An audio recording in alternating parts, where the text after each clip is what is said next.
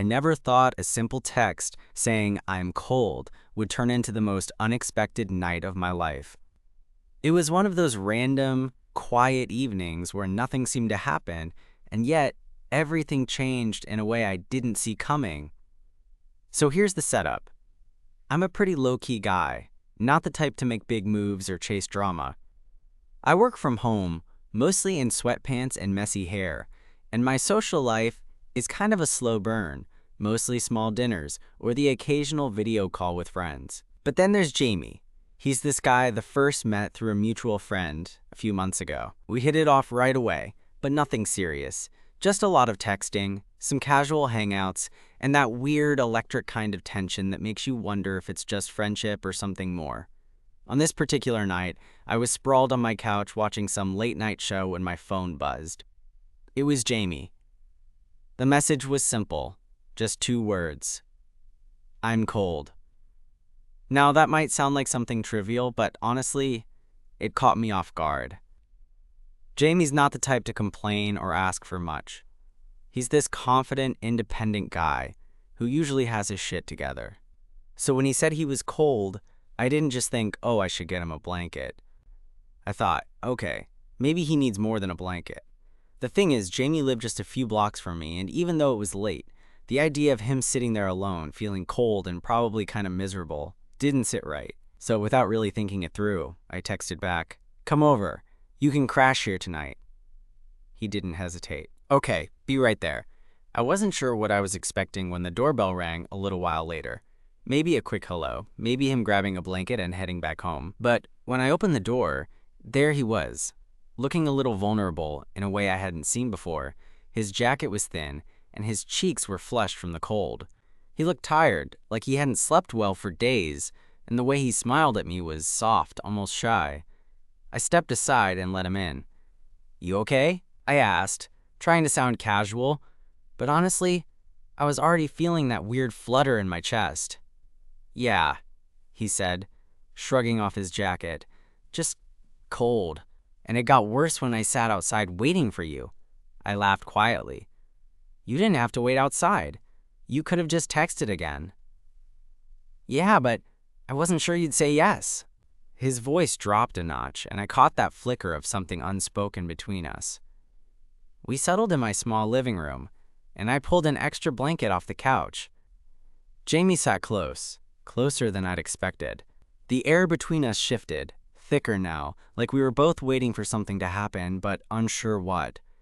I was trying to play it cool, but honestly, I wanted him to stay warm, to stay close. That simple text, I'm cold, had opened a door I wasn't even sure I wanted to walk through until that moment. And then he said it, almost as an afterthought, mind if I sleep next to you? That's when I realized this night was going to be a lot more than just about fixing a cold. I blinked, caught off guard by how straightforward he was. Sleep next to me? I repeated, my voice cracking a little even though I tried to keep it light. He shrugged, the kind of easy shrug that somehow felt loaded. Yeah, I mean, if that's cool, I'm just really tired and cold. Honestly, I didn't have a good reason to say no. Part of me wanted to, keep things casual, keep the space between us exactly where it had been. Comfortable, safe, but not messy or risky. But that night, the thought of him shivering alone in his apartment while I sat here with a blanket felt just wrong. Yeah, sure, I said, standing up to grab some pillows from the bedroom. I have a spare spot on the couch. It's not a bed, but it's better than the floor. He smiled, relief washing over his face. Thanks, man. Seriously. We rearranged the living room a bit, me pulling my chair back, moving the coffee table aside so he could stretch out. Jamie dropped onto the couch, and I sat on the armrest, suddenly hyper-aware of how close we were. The dim light from the lamp cast a sort of golden haze over his face, making his eyes seem even warmer. So what happened? Why are you cold all of a sudden? I asked, trying to keep my tone casual, even though I was dying to know more. He hesitated, then ran a hand through his hair. It's been a rough day. Work was a nightmare, and then I got stuck waiting for the bus in the freezing rain. By the time I got home, I just couldn't shake the chills. I nodded, Because I get it. Those days can really please me the life out of you. Sounds miserable. Yeah. He sighed, then looked at me, a little vulnerable. I guess I just wanted someone to be there, not just for the heat, just company. That hit me harder than I expected. I realized how easy it was for us to put on a brave face, to pretend everything was fine, when really, sometimes all you want is to be close to someone who gets it. I smiled. Well, I'm here now. For a while, we just sat there in silence, the kind of silence that isn't awkward but full, like a comfortable pause in a conversation that's still unfolding. I could hear his breathing slow, see the tension in his shoulders start to melt away. At one point, he shifted and rested his head on my shoulder. I froze for a moment, surprised but too warm to pull away. Instead, I wrapped my arm around him without thinking, feeling that instant spark of connection. "Hey," I whispered, my voice barely audible. He looked up at me, eyes soft and a little unsure. "Hey." And then the couch felt smaller, the room quieter, the night somehow more significant. We talked a bit more about dumb stuff at first, favorite movies, embarrassing moments from high school, but it all felt like we were slowly peeling back layers we'd both been hiding. I learned a lot that night about Jamie's fear of being vulnerable, his tendency to keep people at arm's length, and the way he'd been craving closeness but didn't know how to ask for it. Eventually, the exhaustion won out. Jamie closed his eyes and I could tell he was finally starting to relax. I stayed still, not wanting to break the fragile peace we'd found. I won't lie, part of me was terrified. What did this mean? Was this the start of something new, or just a one-time thing born from a cold night and bad timing? But as I felt his breath even out against my chest, all those questions faded for a moment. That night, beneath the quiet hum of the city outside and the gentle rhythm of his breathing, I realized something important. Sometimes, the smallest gestures, like letting someone sleep next to you because they're cold, can lead to the biggest changes. Because it wasn't just about warming up. It was about finally letting someone in. And I think, for the first time in a long time, I was ready for that. I don't remember exactly when I fell asleep that night, but I woke up to the sunlight streaming through the blinds and the unmistakable warmth of Jamie pressed gently against me. Not in an awkward, clumsy way, but in a way that felt like we'd somehow just fit together perfectly. His head was resting lightly on my chest, and his arm draped over my waist like it was the most natural thing in the world. For a second, I froze, half afraid I'd dreamed the whole thing and part of me wanting to savor the moment before it disappeared. But then I realized this was real. Jamie had stayed. He'd trusted me enough to be close, to be vulnerable, and here we were. I didn't want to wake him, so I just lay there, listening to the soft rhythm of his breathing and feeling the steady beat of his heart. It was kind of surreal, honestly, seeing him like this, not the confident, guarded guy I'd met a few months ago, but someone more open, more human. Eventually, he stirred, blinking slowly and looking up at me with that sleepy smile I was already craving more of. "Morning," he said, voice rough but warm. "Morning," I replied, my throat oddly dry. He shifted a little, pulling me closer. "Thanks for last night. I didn't realize how much I needed that." "Me neither," I admitted, feeling like I was revealing something I hadn't planned on. "I guess sometimes all it takes is being cold to figure out what you really want."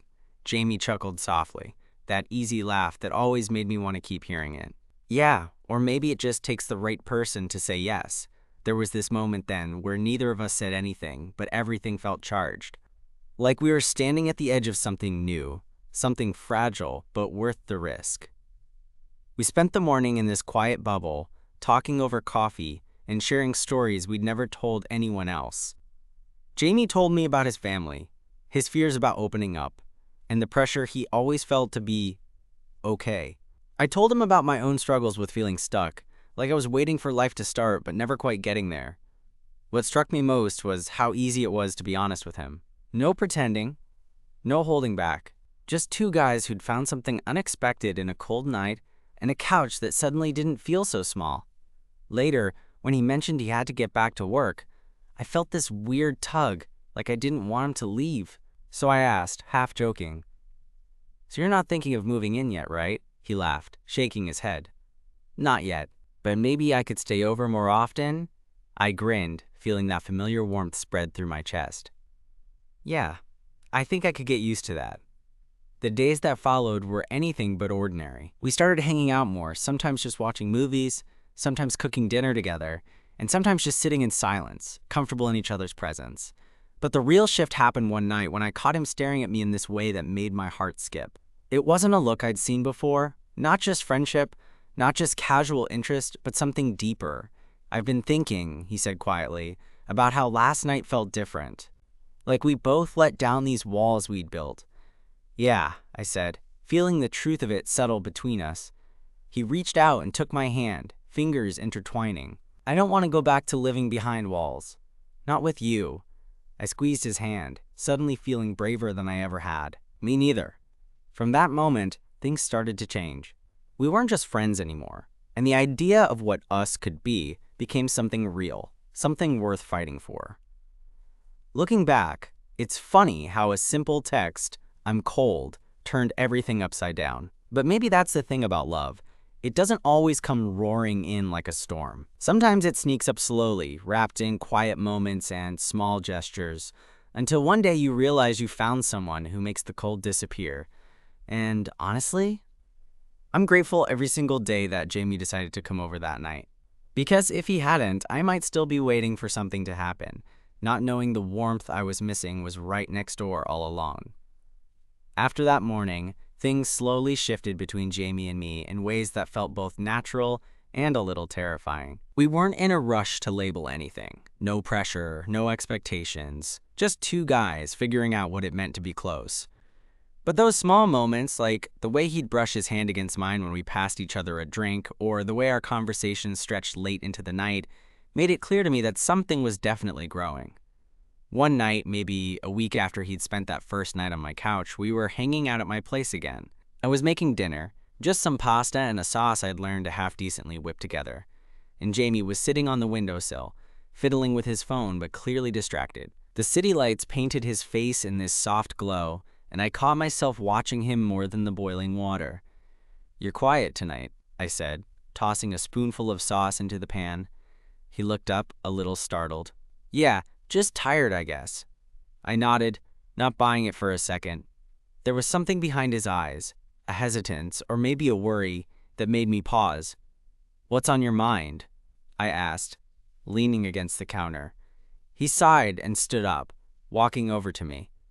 "I don't know. I've been thinking about us, about how fast things have moved. And honestly, I'm scared." I blinked, surprised. "Scared?" "Yeah," he said, rubbing the back of his neck. "I've been burned before. Opening up, letting someone in, it's hard. I don't want to mess this up or screw things between us." I reached out and took his hand, squeezing it gently. "Hey, it's okay to be scared. Me too. But that's kind of the point, isn't it? Taking the risk for something real." He smiled, a little shaky, but it was there. "Yeah, you're right." We stood there for a moment, just holding hands, the noise of the city fading into the background. Then Jamie nodded, like he'd made a decision. "I want to try, with you."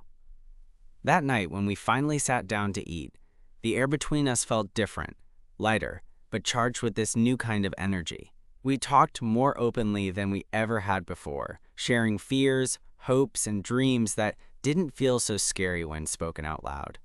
Over the next few weeks, our routine became this comfortable mix of lazy mornings, shared meals, and quiet nights, where sometimes we'd just hold each other and say nothing.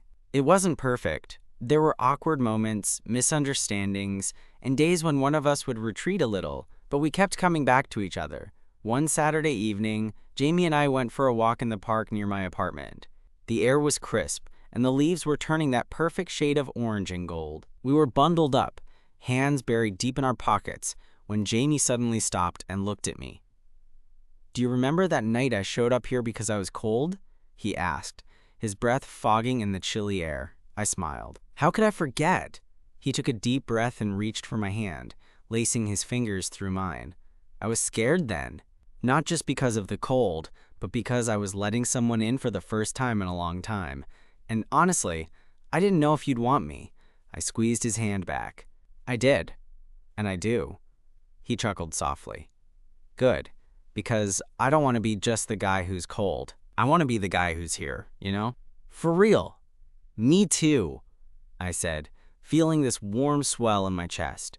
We kept walking, fingers intertwined, the city lights twinkling around us. I realized then that what started as a simple act of kindness, letting a guy sleep next to me because he was cold, had turned into something far more meaningful. Love, I guess, doesn't always come with fireworks or grand gestures. Sometimes it's a quiet hand reaching out in the dark, a willingness to be vulnerable, and the courage to say, yeah, come here, you can stay. And that's exactly what Jamie did. He stayed, not just that night, but in my life, in my heart, and I couldn't be more grateful. It's funny how the little things start to matter the most once you're with someone. Like the way Jamie's laugh would echo softly across the room when he thought I wasn't paying attention, or the way his fingers would find mine on the couch when a moment felt heavy or uncertain. Those moments weren't grand or dramatic. They were just pieces of everyday life, but they stitched themselves into this quiet, steady kind of happiness. One night, a few weeks after that park walk, we found ourselves lying on the floor of my apartment, just staring at the ceiling. I'd set up some fairy lights around the room, and their soft glow cast everything in this warm, dreamy haze. Jamie was resting his head on my chest, and I was tracing patterns on his arm without thinking. I don't think I ever told you this, I started, trying to keep my voice casual, but the night you came over, 'cause you were cold, I wasn't sure if I was ready for company, he snorted quietly, eyes half closed. Seriously? I thought you were just being polite. Wish I were, I said, smiling down at him. But honestly, I was nervous. I'd never had anyone just drop by like that. It felt new. Jamie shifted so he was looking up at me.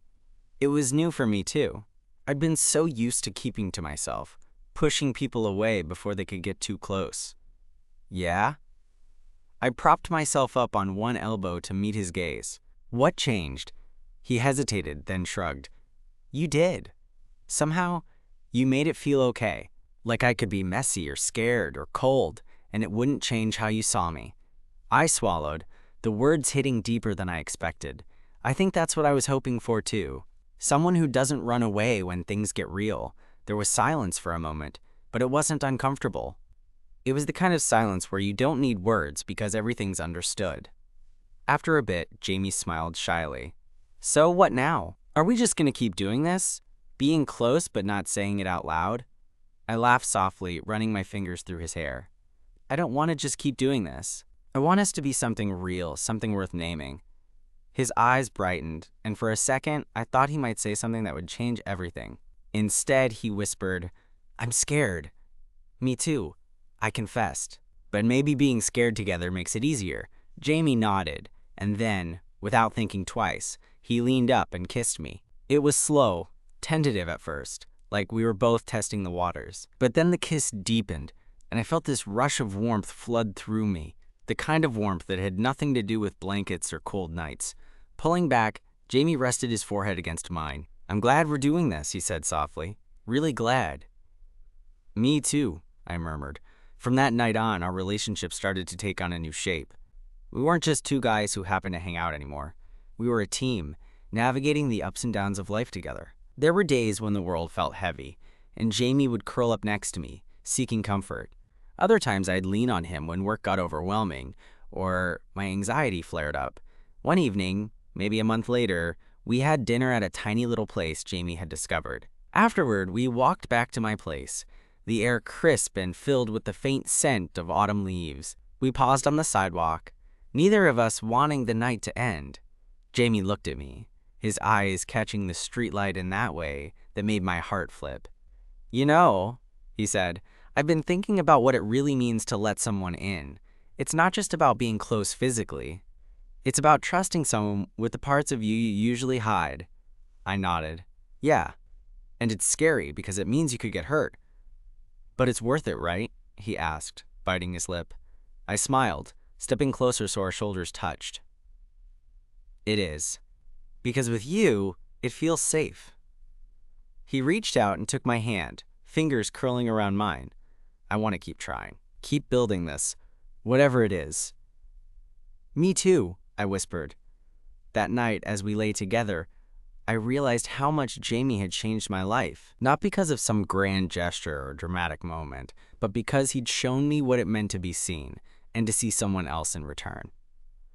Looking back, it all started with a simple text, "I'm cold." And that was enough to open the door to something neither of us expected, but both desperately needed. And honestly, I can't wait to see where this goes next. The thing about falling into something real is that it never quite follows the script you expect. After that night on the sidewalk, holding hands and promising to keep trying, life didn't suddenly become easy or perfect, but somehow, it felt more honest, more ours. A couple of days later, Jamie invited me over to his apartment. I wasn't sure what to expect. He'd always been a little private about his space, a side of him I hadn't seen much yet. When I got there, the door was open, and the smell of fresh coffee hit me right away. He was in the kitchen, looking surprisingly domestic in a worn-out hoodie and jeans, humming to himself as he brewed a pot. "Hey," he said, turning around with a smile that made my heart stutter. "I thought we could make breakfast together. You in?" I nodded, stepping inside. His place was cozy, a little cluttered but warm, with books stacked on the shelves and a guitar leaning against the wall. It felt like a glimpse into who he was when no one else was watching. We got to work on pancakes and eggs, bumping into each other in that way that's both accidental and kind of intentional. There was laughter over spilled batter, playful teasing about who was the better cook, and moments of quiet connection that spoke louder than words. At one point, Jamie reached out and took my hand across the counter. "I'm glad you came over," he said softly. "I don't usually invite people in like this." "Yeah?" I asked, feeling a mix of honor and nerves. "Yeah, you make me want to share things I usually keep locked up." I squeezed his hand, feeling the warmth of that trust settle between us. "I want to be someone you can count on." He smiled, that shy, honest smile I'd come to love. "You are." That day marked a shift. We started spending more time at his place, sometimes just sitting on the floor with takeout and bad TV shows, other times talking late into the night about everything and nothing. I learned about his childhood dreams, the music he loved, and the fears he'd carried for years. And he learned about my own struggles with self-doubt and the walls I'd built around my heart. One rainy evening, we were curled up on his couch, the sound of water tapping against the windows, creating a cozy soundtrack. Jamie looked over at me, his eyes reflecting the soft light of the lamp. "Do you ever think about the future?" he asked quietly. I thought about it for a moment. I try not to, usually. It's scary. But with you, I do. He reached out, brushing a strand of hair behind my ear. "Me too. It's weird, right? How someone can come into your life and suddenly make you want to plan things." I laughed softly. "Yeah, it is. But maybe that's the point." Jamie nodded, leaning his forehead against mine. "Yeah, maybe it is." As the weeks turned into months, our relationship deepened in ways I hadn't imagined possible. We navigated the challenges that came with blending our lives, introducing each other to friends and family, figuring out how to share space without losing ourselves, and learning when to give each other room to breathe. There were tough days too, days when past scars flared up or insecurities got the better of us. But even then, we faced them together, talking things through instead of shutting down or walking away. One night, after a long day at work, Jamie came over looking exhausted. I could tell something was off. The way he avoided eye contact, the tight line of his mouth. "What's going on?" I asked, pulling him onto the couch. He sighed, burying his face in his hands. I'm worried about us, about whether I'm enough." I shook my head gently, cupping his face in my hands. "Jamie, you are more than enough. We're not perfect, but we're real, and that's what matters." He looked up at me, vulnerability shining in his eyes. "I'm scared sometimes that I'll mess this up." "Me too," I admitted. "But I'm here, and I'm not going anywhere." We sat like that for a while, holding each other in the quiet comfort of shared fears and promises. That night, as I lay awake afterward, I thought about how far we'd come, from a cold text and a couch to this deep connection that felt like home. It wasn't always easy, and it wasn't always pretty, but it was ours. And honestly, I wouldn't trade it for anything. A few nights after that conversation, Jamie came over again. We were lying in bed, the city lights filtering through the curtains, casting soft patterns on the wall. Neither of us said much at first, just the comfortable kind of silence that comes with knowing someone deeply. I reached over and took his hand, fingers weaving together naturally. "Hey," I said quietly. I think I'm glad you said you were cold that night, because that's how all this started." He smiled, a little sleepy, and squeezed my hand. "Yeah, me too. I didn't realize how much I needed that, or you." I turned toward him, brushing a stray lock of hair off his forehead. "I never want you to feel like you're not enough, because you're so much more than that." Jamie's eyes softened. "I know, and I'm learning to believe it with you." For a moment, we just held each other, feeling the calm that comes with truly being seen and accepted.